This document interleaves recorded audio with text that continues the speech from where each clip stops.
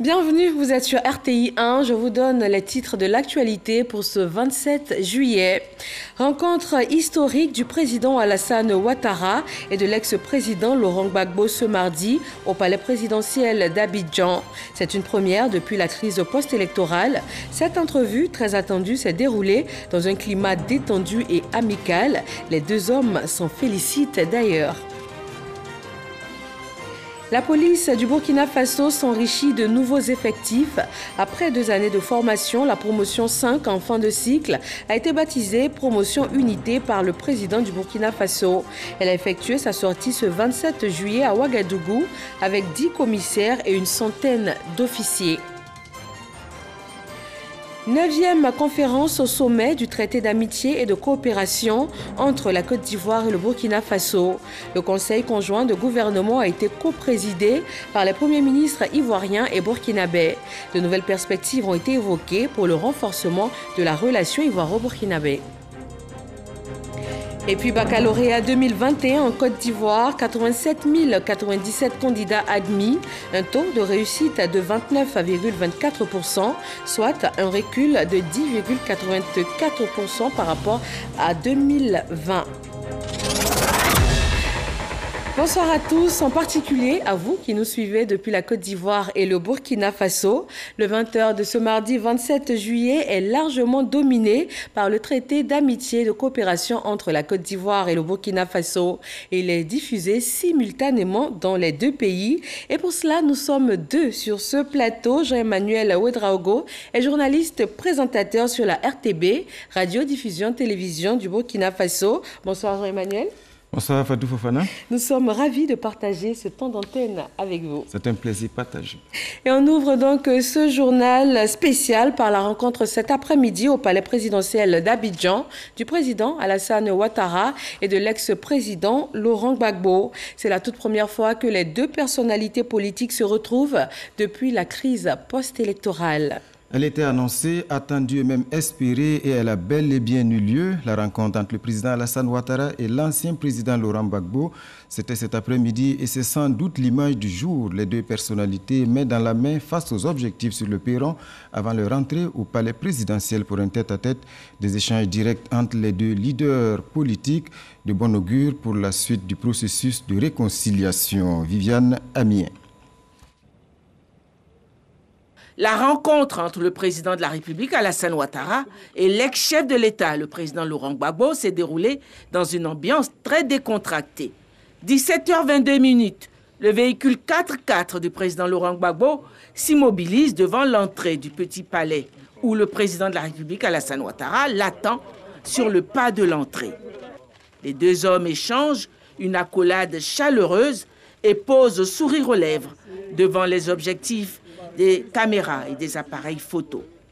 Pour l'occasion, le palais présidentiel enregistrait une affluence record de médias nationaux et internationaux, personne ne voulant se faire compter l'événement. Le président de la République, Alassane Ouattara, et son hôte se sont retirés à l'intérieur du bâtiment pour s'entretenir.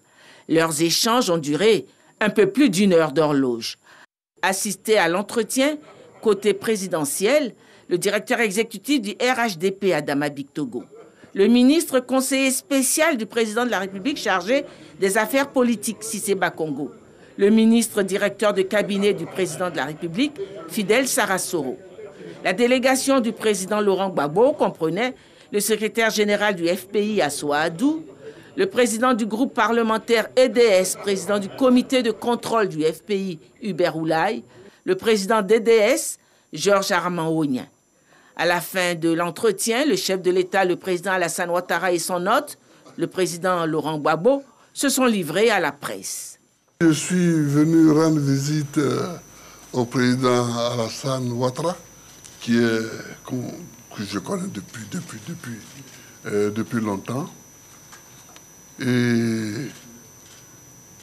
on a parlé fraternellement, amicalement. Et je suis très heureux de cette discussion que nous avons eue. Je suis très heureux parce qu'elle était très détendue et je suis fier de ça. Je suis fier de ça. J'ai souhaité que de temps en temps, on puisse avoir ce genre d'entretien qui détendent l'atmosphère dans le pays. En ce qui me concerne, j'ai surtout parlé avec le président, j'ai insisté sur les prisonniers qui ont été arrêtés au moment de la crise de 2010-2011 et qui sont encore en prison. Alors, j'ai dit au président, et vous serez d'accord avec moi, que j'étais leur chef de file. Et moi, je suis dehors aujourd'hui. Et ils sont en prison. Et j'aimerais que le président fasse tout ce qu'il peut pour les libérer. Et le président a les moyens, mais c'est lui qui juge l'opportunité et des moyens et des moments pour ces libérations. Donc, j'ai insisté sur ça. À part ça, on a parlé de la Côte d'Ivoire qui doit aller de l'avant, qui doit marcher, qui doit se parler, qui doit discuter, n'est-ce pas, Alassane? Bien sûr. Voilà. Ouais. Enfin, excusez-moi, n'est-ce pas, Monsieur le Président? Voilà. Donc, je te laisse la parole. D'accord. Voilà. Ben, écoute, mon cher Laurent, merci beaucoup. Merci d'être venu pour cette rencontre. Que tout le monde demandait d'ailleurs. Mais les gens ne savent pas que nous nous sommes parlé, que nous sommes des amis depuis des décennies, ce qui ne nous rend pas jeunes. Hein, toi et moi. Et, par conséquent, les calendriers et les opportunités nous ont amenés donc à avoir cette rencontre aujourd'hui. Moi, je dois dire que j'en suis ravi. Et je crois que c'est surtout le peuple de Côte d'Ivoire qui attendait cela avec beaucoup d'impatience. Maintenant, c'est chose faite. Et je voudrais que nous puissions nous féliciter d'avoir eu cette rencontre qui a été cordiale et fraternelle. Parce que Laurent est mon jeune frère, est mon ami. Bien sûr, il y a eu cette crise qui a créé des divergences, mais cela est derrière nous. Ce qui importe, c'est la Côte d'Ivoire, c'est la paix pour notre pays. C'est, comme dit Laurent, pour nous avancer, aller de l'avant, pour bien sûr nous-mêmes, pour les prochaines générations.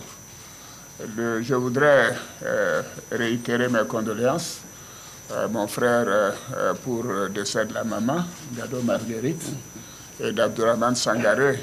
Tous les deux sont partis alors qu'il était absent du territoire. Et je lui ai dit que nous avons une pensée, bien sûr, pour eux et nous continuons de prier pour qu'ils reposent en paix. Une maman, c'est très important pour nous tous. Et quand j'ai perdu ma mère, alors que moi j'étais en exil, Laurent Gbagbo a facilité mon retour pour que je puisse participer et prendre en charge les funérailles. Donc c'est quelque chose que je ne peux pas oublier. Je voudrais donc témoigner en cela et dire que ça a été un moment douloureux, je sais pour toi, et je te réitère toutes mes condoléances. Merci. Nous avons parlé bien sûr de la paix pour notre pays, la nécessité de renforcer la cohésion nationale, de continuer de renforcer la réconciliation. Nous sommes convenus aussi de nous revoir de temps en temps, certainement après donc, le mois d'août, pour continuer ces entretiens et associer, le moment venu, d'autres personnes à ces entretiens. Mais je crois que c'est important que les uns et les autres puissent comprendre que nous avons décidé que c'était important de rétablir la confiance et de faire en sorte que les Ivoiriens se réconcilient, si c'est cela le terme important, mais se fassent confiance également. Ces événements ont été douloureux, il y a eu trop de morts, Et nous devons avoir cela derrière nous et travailler sur l'avenir, sur la cohésion, sur la réconciliation. Nous avons un beau pays et nous sommes mis d'accord que nous continuerons de travailler ensemble et de faire en sorte que la Côte d'Ivoire continue de progresser, d'aller de l'avant. Laurent, je te remercie. Je te remercie. Et donc je te dis à très bientôt. À très bientôt. À très bientôt. Nous aurons l'occasion de nous revoir après la fête nationale. Merci. Merci beaucoup. Merci. Merci. Rencontre amicale et fraternelle qui vient apporter un nouveau souffle à la réconciliation des cœurs en Côte d'Ivoire. 10 nouveaux commissaires et 100 officiers prêts à servir le Burkina Faso. C'est la QV 2021 de l'Académie de police, la 5e promotion. Leur sortie officielle a eu lieu aujourd'hui même à Ouagadougou après 2 ans de formation. Ils ont été baptisés Promotion Unité par le président du Faso qui a présidé la cérémonie. Compte rendu, Issa Kafando et Draman Guéné. 10 commissaires, 100 officiers, voici la 5e promotion de l'Académie de police qui se dresse fièrement devant le président du Faso. Salut au drapeau, revue de troupes et baptême de la promotion. La promotion s'appellera Promotion Unité. La promotion Unité, c'est 100% de succès, tous dignes de porter les épaulettes. Le major d'abord, les autres commissaires ensuite et les officiers pour finir. Nous sommes à présent pleins dans la tête et pleins dans le cœur. La situation sécuritaire dégradante et les multiples attaques dirigées contre les populations civiles et les différentes positions des forces de défense et de sécurité nous interpellent sur la nécessité de nous mobiliser sans réserve aucune pour sauver la mère patrie et léguer aux générations futures un pays de paix. Des cadres de la police qui rejoignent le terrain au moment où la sécurité du territoire est mise à rude épreuve. Terrain très hostile, mais le parrain de la promotion fait confiance à ses filleuls. C'est dans ce contexte sécuritaire sans précédent dans l'histoire du Burkina Faso que vous êtes amenés à faire exécuter les mesures relatives à la sûreté de l'État et des institutions. C'est dans ce contexte d'attaques récurrentes contre notre peuple que vous êtes appelés à faire appliquer les mesures relatives à la sécurité des personnes et des biens. Et ce nouveau rôle n'en est que plus exaltant. C'est dans ce contexte de résilience nationale que vous aurez la charge de diriger des équipes et à donner des ordres. Des ordres dont l'exécution pourra engager la vie des femmes et des hommes que vous commanderez. Comme ce fut le sort des 11 valeureux policiers qui ont trouvé la mort le 21 juin dernier au cours d'une embuscade mortelle sur l'axe Barsalgo-Foubé et dont je salue la mémoire et la bravoure. Il n'y a pas de héros solitaires et nous avons l'obligation de nous mettre ensemble et de travailler à rang serré. Du reste, l'ennemi en face ne fait aucune distinction entre les tenues quand il l'attaque. Tous unis, rien d'impossible.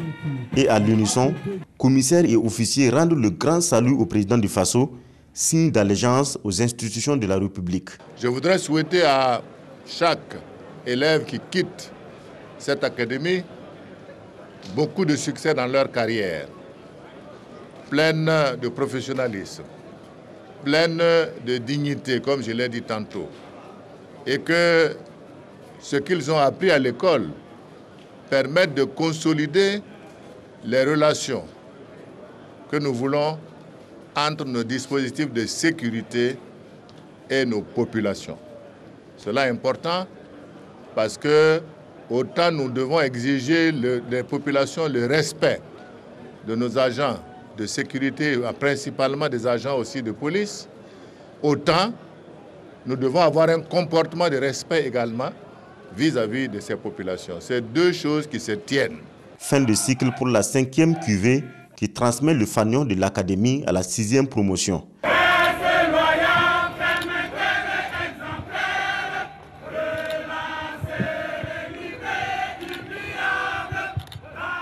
Un défilé au rythme de l'hymne de l'école et au son de la fanfare de la police nationale pour boucler la cérémonie.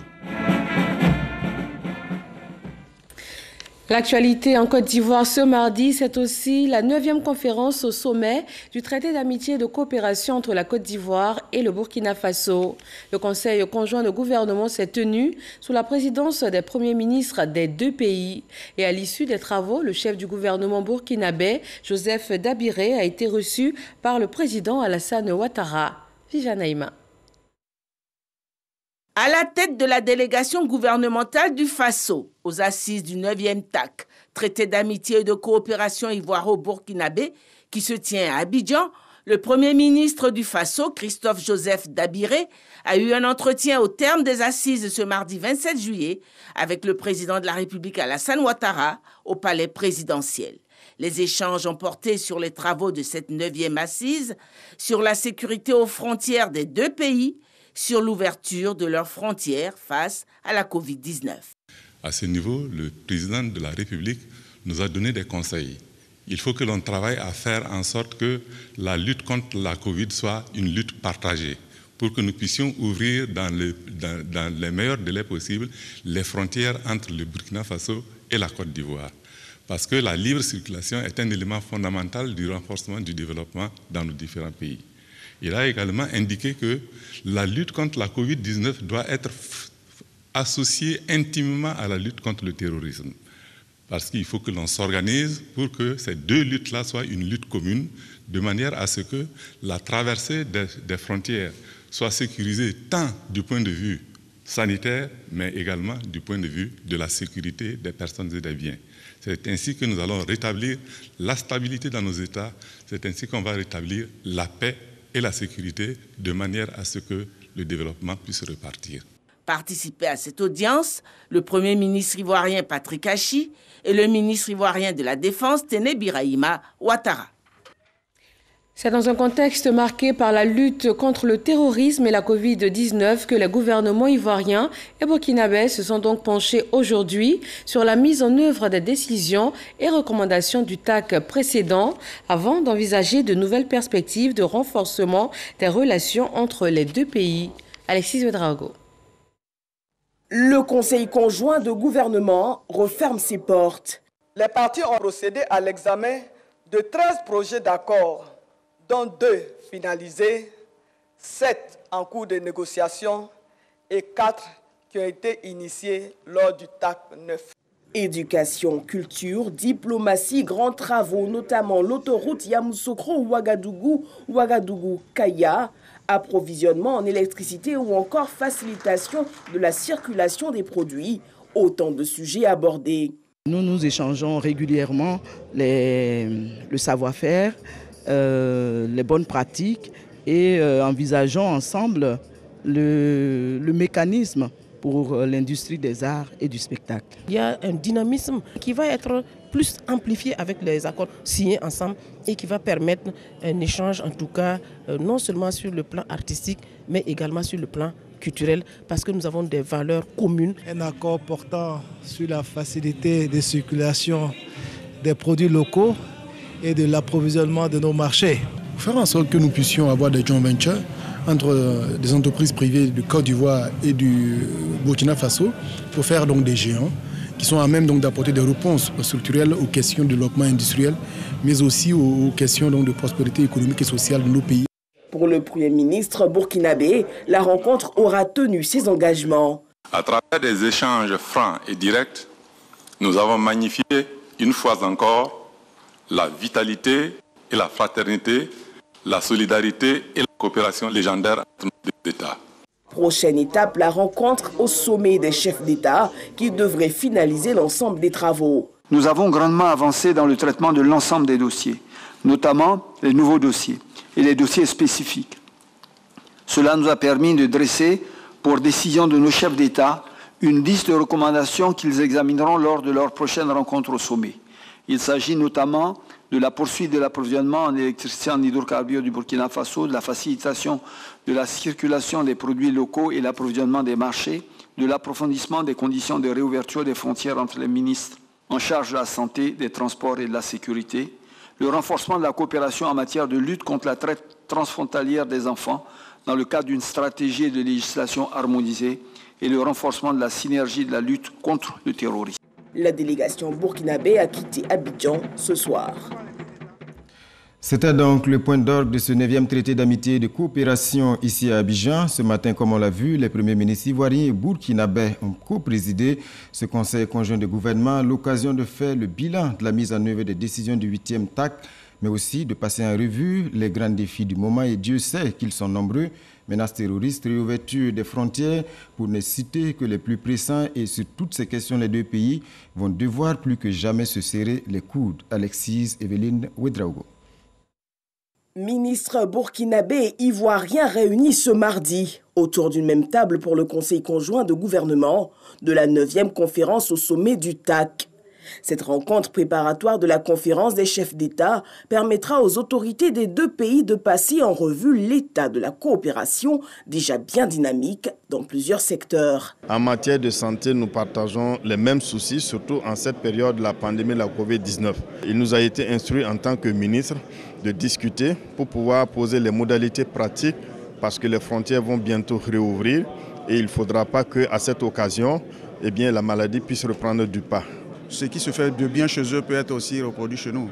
La médecine traditionnelle, par exemple, nous avons donc un axe de collaboration pour voir comment faire évoluer donc la médecine traditionnelle chez nous. Le Premier ministre burkinabé, à l'entame de son mot, marque une pause pour saluer la mémoire des défunts premiers ministres Amadou Gon Coulibaly et Ahmed Bakayoko, qui auront joué un rôle important dans la mise en œuvre des décisions et recommandations du TAC. À l'heure où les défis sous-régionaux se font de plus en plus importants, Christophe Dabiré invite à une action renforcée, notamment sur la sécurisation des frontières. Au-delà des contraintes imposées par la Covid-19, il convient de relever la persistance des difficultés liées à la circulation et à la fluidité du transport sur nos corridors. J'invite nos administrations réciproques chargées de ces questions à faire preuve de plus de professionnalisme dans l'exercice de leurs fonctions, à travers le respect strict des décisions prises en la matière. Défense, sécurité, diplomatie, coopération frontalière, autant de projets qui impliquent la mutualisation des forces. Pour le Premier ministre ivoirien, la tenue de cette rencontre reste le signe de l'intérêt des chefs d'État ivoiriens et burkinabés de renforcer l'axe Yamoussoukro-Ouagadougou. Notre conseil de gouvernement conjoint est l'expression certaine de l'intérêt que nos deux chefs d'État, Son Excellence M. Alassane Ouattara et Son Excellence M. Roch-Marc Christian Kaboré, accordent à la qualité de nos relations ainsi que la ferme volonté de nos gouvernements respectifs de voir la coopération entre nos deux pays et l'entente entre nos deux peuples toujours se diversifier et toujours s'intensifier. De même, le Conseil sera invité à se pencher sur l'examen de nouveaux dossiers et des dossiers spécifiques en ayant constamment à l'esprit la sécurisation de nos frontières et de nos territoires face à la menace grandissante du terrorisme qui gagne du terrain dans nos pays. Né en 2008 de la volonté commune des deux États de renforcer la coopération, le TAC est devenu un exemple d'intégration et un outil de développement qui fait école dans la sous-région. 12 ans déjà que cela dure et cette année encore, c'est avec un grand intérêt que les citoyens burkinabés ont suivi les travaux du 9e traité d'amitié et de coopération. Un intérêt marqué, teinté tout de même d'impatience. La plupart estiment que les grands projets annoncés tardent à se concrétiser. Leur souhait, plus de diligence pour des résultats concrets. Adama Guiti, Vincent Kendrebego. Le traité d'amitié et de coopération entre la Côte d'Ivoire et le Burkina Faso à la loupe de citoyens burkinabés. Le TAC, c'est une très bonne chose pour les deux pays, à savoir la Côte d'Ivoire et le Burkina, parce qu'il y a un certain nombre de réalisations qu'ils promettent faire, à savoir par exemple le chemin de fer. Il y a également la route. Porté sur les fonds baptismaux en 2008 par les premières autorités ivoiriennes et burkinabés, beaucoup d'analystes ont vu en ce traité l'un des plus beaux exemples de coopération bilatérale sud-sud. On peut prendre l'exemple de la France et puis l'Allemagne qui, au niveau de l'Union européenne, en tout cas ça marche. Et nous, par exemple, ici en Afrique de l'Ouest, nous pensons que ce traité-là peut vraiment aider les deux pays à aller de l'avant et surtout favoriser l'intégration. Une coopération porteuse d'espoir pour les peuples ivoiriens et burkinabés. Faut-il alors encore patienter pour en récolter les bénéfices? Il y en a qui n'en peuvent plus. C'est des réunions qui n'en finissent pas. Parce qu'il n'y a rien de concret. Nos parents, quand ils quittent pour l'encan en Côte d'Ivoire, les raquettes jusqu'en Côte d'Ivoire, ils sont maltraités. Ça, je suis écœuré. Moi, je ne vois rien de concret jusqu'à présent. De 2008 à aujourd'hui, des régimes se sont succédés de part et d'autre de la frontière, mais le TAC subsiste encore, tant bien que mal. À chaque édition du TAC, experts, gouvernements et chefs d'État des deux pays se penchent sur de dossiers emblématiques ou de grands projets d'intérêt commun et censés améliorer les conditions de vie du bas peuple. Si nous prenons les grands chantiers qui étaient dès le départ en branle qu'on devait acter, c'est-à-dire par exemple l'autoroute Yamoussoukro-Ouaga. Si on prend le chemin de fer, l'emblématique chemin de fer Ouaga, Abidjan, Ouaga, Kaya, Tambao, ça aussi c'est un chantier qui est en rade. Bon, il y a aussi la question de l'électrification. Vous voyez aujourd'hui où on en est. Il y a la matérialisation de la frontière. Il y a la juxtaposition de la frontière commune sur la Leraba. Et puis, bon, il y a maintenant des problèmes nouveaux que sont le terrorisme et puis le déguerpissement des Burkinabés du Mont Peko. 10 ans après, le TAC n'a pas tenu ses promesses et c'est dommage. Et il appartient pourtant à ces deux pays condamnés par la géographie et l'histoire, justement, à faire vivre ce TAC, qui est une bonne initiative. Ce traité de bon voisinage-là gagnera à être botoxé. En attendant, c'est l'absence des présidents Alassane Ouattara et Roch-Marc Christian Kaboré à la 9e conférence du TAC ce mardi qui a un écho retentissant dans la presse nationale burkinabé. Ce TAC laisse donc entrevoir de nombreux espoirs, autant côté burkinabé qu'ivoirien, car si l'on retrouve des Ivoiriens bien intégrés au Burkina Faso, la Côte d'Ivoire abrite une forte communauté burkinabé.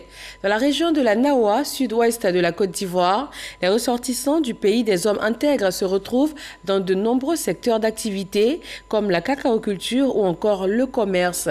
Mahama Traoré nous amène à leur rencontre.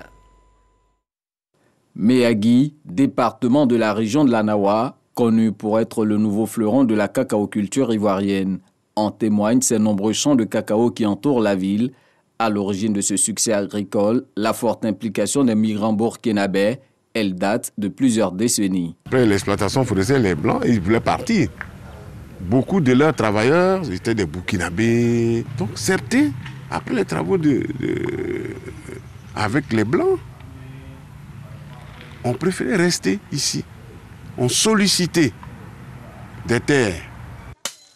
Le père de Moussa est de cette génération. À son décès, Moussa a dû arrêter ses études pour s'occuper de l'exploitation familiale. 10 hectares de cacaoyers qui produisent en moyenne 5 tonnes de fèves par an lors de la grande saison. Une activité prospère qui a permis à Moussa de lancer d'autres affaires. On a une boutique et puis on a un tout petit magasin aussi de portable. On se débrouille un peu. Le cacao nourrit son homme. Mais avec l'école qu'on a fait un peu, on voit que si on diversifie un peu de côté, si on focalise seulement sur le cacao, bon, souvent c'est insuffisant, quoi. Dans les années 80, le cacao a aussi attiré les parents d'Aruna à Méagui. Aruna Savadogo est aujourd'hui propriétaire de 86 hectares de plantations et même d'une coopérative qu'il a créée en 2007. On gérait beaucoup de choses, on vendait cacao comme ça, mais il n'y a pas de retour. On ne peut rien faire. C'est à cause de ça qu'on a créé une coopérative pour permettre les parents producteurs pour faire dépôt-vente. En l'air que j'étais pas là, j'ai presque 400 tonnes en dépôt-vente. Selon la représentation du Conseil supérieur des Burkinabés de l'extérieur, plus de 2 millions de ressortissants vivent dans la région de la Nawa. La moitié exerce dans la filière cacao.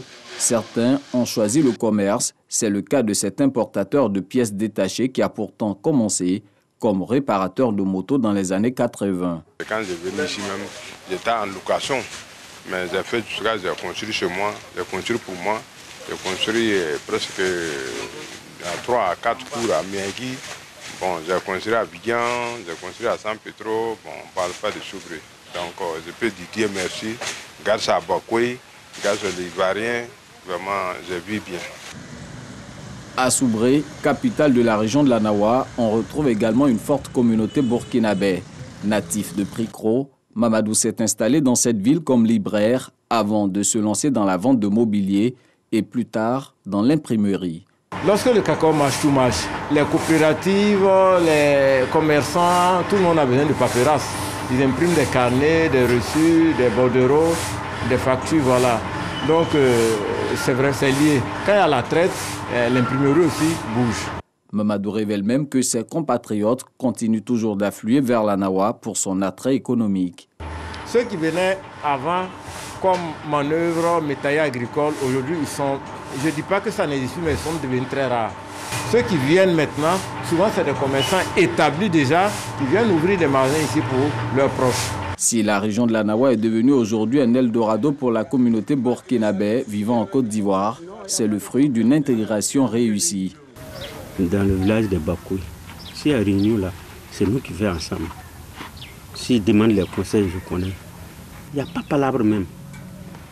Même si entre nous là, celui qui n'a pas raison, on dit toi tu n'as pas raison, il faut demander pardon à l'autre, puis c'est fini.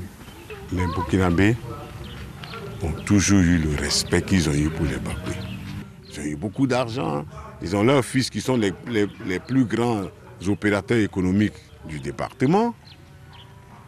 Mais le respect demeure. Ces dernières années, le phénomène du travail des enfants a connu une montée en puissance dans la région de la Nawa. Bon nombre des enfants exploités et leurs bourreaux sont de nationalité burkinabé. Tout comme les autorités ivoiriennes, la diaspora du Faso s'active à éradiquer ce fléau qui représente une sérieuse menace pour l'économie cacaoyère. Pour nous faciliter la tâche, c'est l'État ivoirien à la frontière. Pour fortifier le contrôle, pour vraiment revoir comment faire pour nous aider, même que les enfants restent en famille au Burkina. Un enfant qui va venir du Burkina en Côte d'Ivoire, il faut vraiment les documents nécessaires, il faut les preuves qui prouvent que vraiment il vient en famille, celui qui l'accompagne, il est de la famille ou bien il est apte, il a les documents nécessaires pour amener l'enfant à bon port. Là, comme ça, vraiment, ça nous arrange. Tout le souhait des Burkinabés installés dans la Nawa est de voir les gouvernements des deux pays décider de la réouverture des frontières terrestres communes fermées en raison de la crise sanitaire. Une communauté burkinabé bien installée en Côte d'Ivoire, des Ivoiriens également intégrés au Burkina Faso, et cela crée un autre type de coopération un peu plus personnelle cette fois. Effectivement, Fatou Fofana, c'est le cas de Akissi Viviane Ngoran, épouse Sawadogo. Elle fait partie aujourd'hui des anciens de la communauté ivoirienne au Burkina, un pays qu'elle a découvert dans les années 70. Obligée à l'époque de rentrer avec son époux burkinabé, elle a dû s'adapter. Mais comme vous allez le voir 50 ans après, Akissi Viviane ne regrette rien, bien au contraire. Son histoire nous est contée par Sanouha Christine Koulibaly. Elle est ivoirienne d'origine et lui burkinabé. Les chemins de François Sawadogo et Akissi Viviane Ngoran se sont croisés un jour de l'année 1970 à Gagnoa en République de Côte d'Ivoire. Très vite, ils ont compris qu'ils étaient faits l'un pour l'autre. Commence alors une histoire, faite de concessions, de combats et surtout d'amour. De cet amour naîtra en 1972 une fille. Tout se passe bien jusqu'en 1976. François Sawadogo, hôtelier de profession, doit rentrer au pays car son employeur a étendu ses activités au pays des hommes intègres. Si pour Dame Viviane Ngoran, l'amour n'a pas de frontières et quitter son pays devient une évidence, pour sa famille s'ouvre une période d'incertitude. Quand une femme aime, elle ne craint rien. Je n'ai pas eu peur de tout laisser derrière. Au nom de l'amour, elle réussit à convaincre ses parents de la laisser faire ce saut dans l'inconnu. Après ce test réussi, Akissi Viviane Ngoran, affectueusement appelée Mamie Akissi, s'adapte et se lance dans la restauration pour soutenir son époux. Parallèlement, elle décide de servir de trait d'union entre son pays d'origine et son pays d'adoption, surtout de travailler à unir les Ivoiriens vivant au Burkina Faso. Le président Houphouët devrait venir au Burkina. Je me suis dit, pourquoi ne pas l'accueillir? J'ai réuni quelques personnes et nous sommes allés accueillir notre président. Durant son séjour, il nous a rencontrés. Dans les échanges, nous avons demandé une ambassade au regard de l'importance de la communauté ivoirienne. Aujourd'hui, Mamie ne regrette rien des 44 années de vie au Burkina Faso. Si l'histoire était à refaire, elle n'hésiterait pas un seul instant, nous confie-t-elle. Elle dit vivre heureuse avec sa fille et ses 4 petits-enfants. Elle a gardé ses habitudes alimentaires. Au menu aujourd'hui, du foutou d'igname à la sauce gnagna. Entre la Côte d'Ivoire et Burkina, nous sommes tous même chose. Il n'y a pas de... C'est comme un mariage, quoi. À l'image de leur union qui, malgré les péripéties de la vie, reste intacte, le couple Sawadogo invite les deux pays à renforcer davantage leur coopération, surtout face à la nouvelle donne sécuritaire. Jean-Emmanuel, après ce journal, vous serez également sur le plateau du débat politique avec Fatim Djedje. 90 minutes de débat sur les enjeux et les défis du traité d'amitié et de coopération entre le Burkina Faso et la Côte d'Ivoire avec comme invité les 2 ambassadeurs et les 2 directeurs généraux de la coopération bilatérale. Vous l'avez dit, je serai en compagnie de ma consoeur Fatim Djedje. Rendez-vous est pris donc pour 20h50. Merci Jean-Emmanuel. Pour le moment, nous changeons de registre pour parler éducation. Les résultats du baccalauréat ivoirien sont disponibles. Le taux de réussite s'élève à 29,24% contre 40,08% l'année dernière. C'est Forazegui.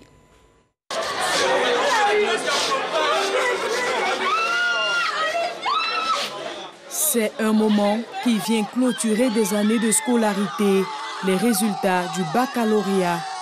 Mariam Nimaga Dosso, la directrice des examens et concours, c'est elle qui vient décider du sort des 297 840 candidats qui ont pris part à cette session 2021. Sur cet effectif de présent, 87 097 candidats ont été déclarés admis, soit un taux de réussite nationale de 29,24% au baccalauréat session 2021, contre 40,08% en 2020.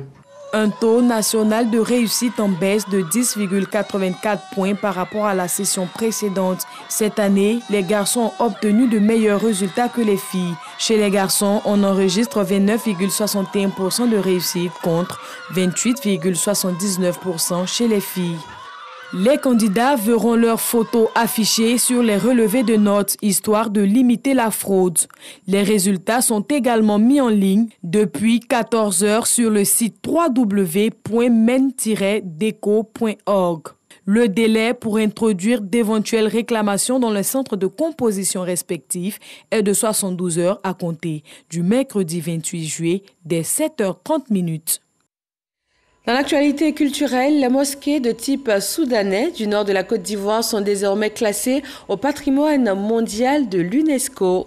C'était la ville historique de Grand Bassam en 2012. Cette fois, ce sont les mosquées de type soudanais, communément appelées mosquées de Samori Touré, qui font leur entrée sur la liste du patrimoine mondial de l'UNESCO. Un processus d'inscription couronné de succès pour la Côte d'Ivoire à la faveur de la 44e réunion du comité du patrimoine mondial qui se tient en ce moment même en Chine. Ces vestiges situés dans le nord du pays ont désormais le statut de trésor universel. Serge Koléa. Les mosquées de type soudanais font désormais partie du riche et sélectif répertoire des biens labellisés UNESCO. L'inscription de ces édifices religieux, 8 au total, a été validée ce mardi 27 juillet à Fanzhou en Chine. La 44e réunion du Comité du patrimoine mondial classe ainsi ces trésors centenaires au rang de biens universels. Nous félicitons l'État de Côte d'Ivoire pour cette nouvelle proposition. Nous enregistrons le deuxième bien culturel qui qui est une spécificité dans la sous-région. Pour nous, c'est une plus-value. Ça fait cette diversité que nous avons toujours voulu. Depuis plusieurs années, les experts du ministère de la Culture, de l'Industrie des Arts et du Spectacle ont préparé le dossier. Le résultat est tout simplement une victoire pour la Côte d'Ivoire et pour tous les acteurs. C'est le résultat d'un long travail qui a commencé dès 2015. Ces mosquées de type soudanais ont plus de 100 ans. Ce sont des œuvres d'art et d'histoire et en tant que telles, ces éléments participent bel et bien à ce qu'on appelle l'industrie touristique. Après la ville historique de Grand Bassam en 2012, la Côte d'Ivoire s'illustre une fois de plus avec les mosquées de type soudanais, 8 au total, construites au nord du pays. Elles ont été jugées d'intérêt exceptionnel et considérées comme héritage commun de l'humanité. Et ce journal conjoint est terminé. Merci Jean-Emmanuel Ouedraogo. Nous avons été ravis de le présenter en votre compagnie. Merci Fatou, merci à tous de nous avoir suivis. Nous vous souhaitons un très bon retour au Burkina Faso. Bonsoir à tous.